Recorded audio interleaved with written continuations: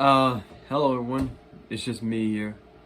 Before I go into this, I just want to say spoilers for those who haven't seen the film Fight Club.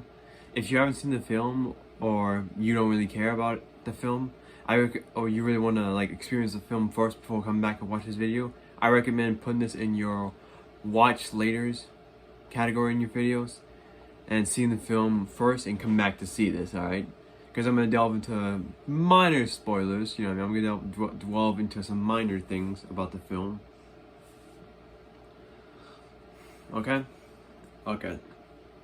So, Fight Club, a cult classic directed by David Fincher and adapted from the novel, written by Chuck, I'm not saying that last name, fuck off. And basically the film, you would have a poster on your college roommate's wall. It's a film about masculinity. It's a film about a crisis of lost men in the modern world. Men who become so desensitized to mundane superficiality of the modern world. They seek to find themselves by rejecting the modernity of life and, you know, returning to monkey and all that.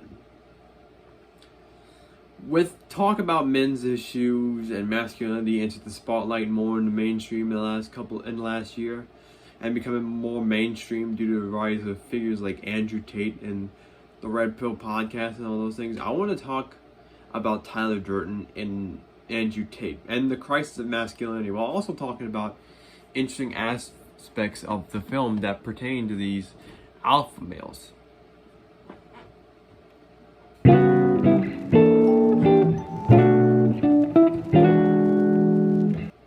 I know. You're like, Justin, of course, no shit, women aren't a main part of the story. It's a story about men. But it's interesting to see a story about masculinity and not define itself by the number of women to pull. Like, I know, like, Marta is an essential part of the story, but her character is to the sideline until the end of the film. You see a lot of, like, high-value men define themselves by the amount of women they can pull to prove their masculinity. But with Fight Club, a film about the crisis of men in 21st century, the topic of women is never brought up because it has nothing to do with women. Because men issues don't revolve around women. And because men issues don't revolve around women, and expecting men's issues to be fixed just because they can pull a woman is absurd. Like, it's crazy. Like it's crazy that being a man means hooking up with so many women in today's modern day social media climate that, you know, you have to get a lot of pussy in order to prove that you're a real man. It's like, that's not what being a man is all about at all. That has nothing to do with it.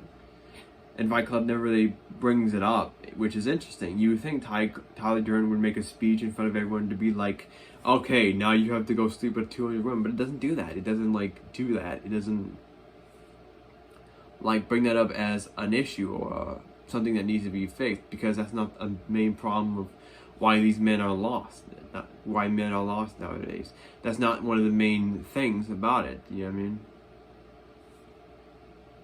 And it's interesting in this day and age that the topic about men's issues is always on about women, it's always on about, like, women and all that shit, when not everything, like, has to do with women when talking about, like, men's issues. Not everything has to do with, like, women's issues or anything like that. We're talking specifically towards about men's issues. Now, second part.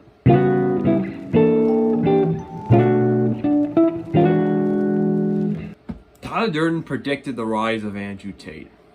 There's no, like, being nice or being courteous. I just gotta beat it out there.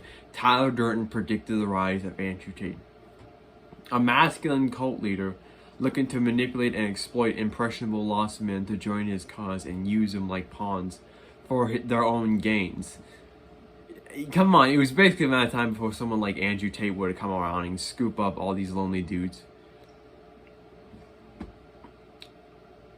And, you know, instead of, like, addressing the problems that men feel that are unaddressed in society, they created the perfect melting pot for someone like Tate to come along and exploit these men.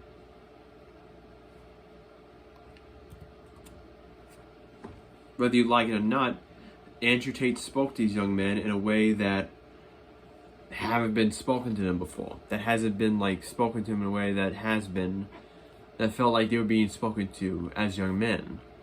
Like, a lot of people complain, like, oh, the only people that like Andrew Tate are incels or sexist misogynists, but that's not really the point. Like, these are not men who watch one Andrew Tate video like, huh, I hate women now. No, they're very young, impressionable, lost young men who feel lost in life, and I feel like Andrew Tate is, like,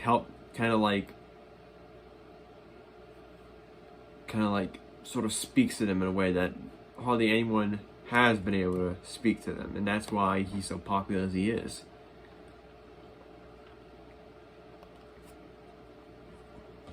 Give him more.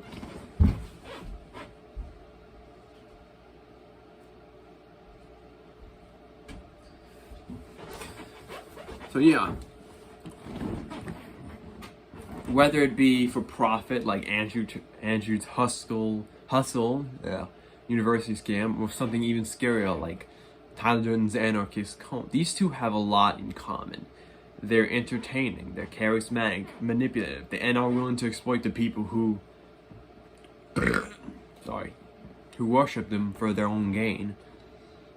Although they have similarities, their kind of philosophies sort of like differ.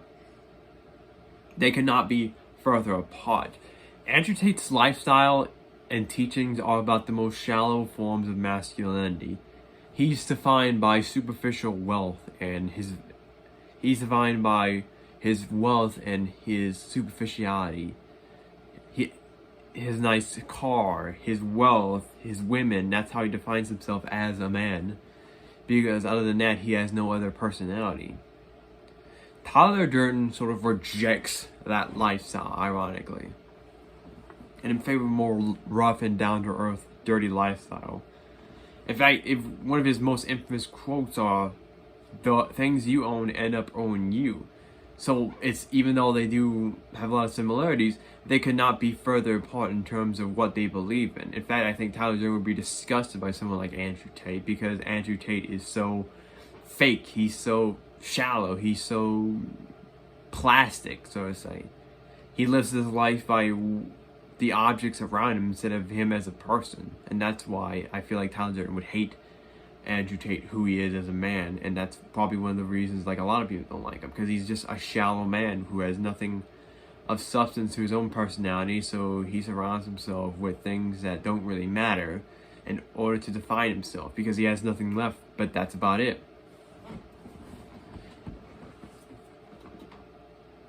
In conclusion, men like these put on a persona of masculinity and manliness in order to appear as alpha males. They all come off as clowns. They all come off as fakes and shallows and superficial and pussies and fakes. And I want to make this video to talk about how these clowns view things like being a man compared to the themes of Fight Clubs when it comes to the issues that men face. And I feel like that book did a good job at addressing like men's issues and all that stuff better than these like alpha male red pill douchebags ever did. Like I said, go watch the film. It's a really well written film. It's a cult classic, and I think you're gonna end up learning a lot from a film like that, and learn a lot about life from that kind of film if you think for yourself and critically think. And remember, like, people like Andrew Tate and Fresh and Fit are just scam artists trying to like steal you from your own money. And it's best not to fall down the traps that these men have set for you and everyone like you. They're snake oil salesmen willing to sell you whatever they want in order to get a buck out of you. And Tyler Durden is no different from that. People like Tyler Durden predicted like these kind of people, except it's not about quality. Like, they won't scam you. They won't scam you into joining their cause. They'll scam you out of their wallet, which is what they're made for, which is what they want. They want you to be miserable and poor, so that they'll pay you to give them shitty advice about dating, even though they haven't been in a real like relationship. I feel like I'm more equipped to be in a to give you relationship advice. I've never even been in like a real relationship before, so yeah, I feel like I have much more to give, even though I'm kind of a loser internet basement dweller. So yeah, I just wanted to talk about how things like these, like how they compare to like themes of Fight Club when it comes to issues that men face. So yeah, if you want to see more from my channel, like, subscribe, and comment down below if you want to see more from this. That's about it. See ya.